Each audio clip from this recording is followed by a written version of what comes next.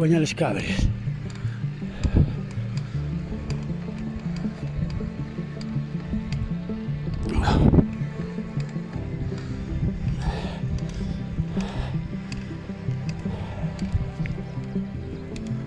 Y vamos.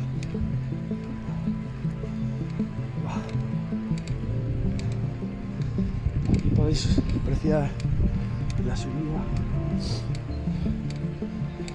Tiene un desnivel increíble esto.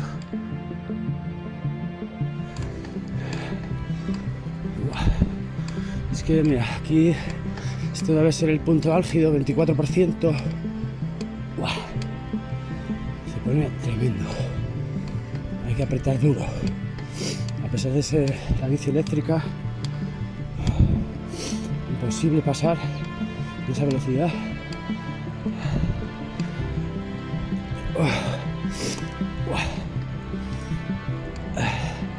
Es la primera vez este año que paso sin nieve.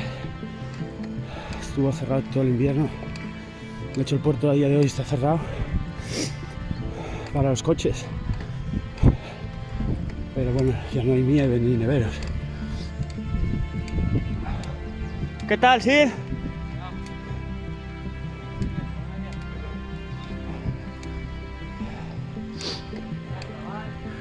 Ya, estoy ahí para mentes perturbadas.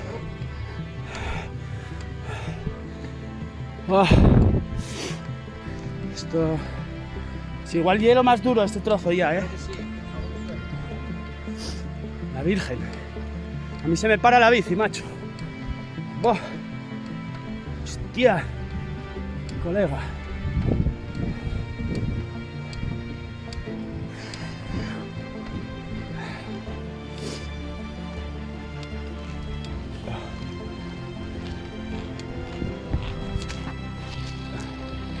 Joder.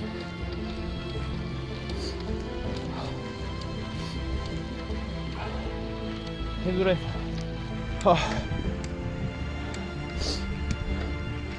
Ahí tenemos la Mostallar. Detrás, ahí a derecha el Aramo. O sea, perdón, el Monsacro. No sé ni lo que digo. El Aramo es esto. Veo aquí. Hostia, casi no pierdo hasta el equilibrio. La Virgen. Pues aquí está la Cuenya les Cabres, hito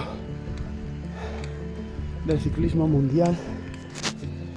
Tuvimos la gran suerte de que se nos abrió el mar de nubes y nos dejó pasar.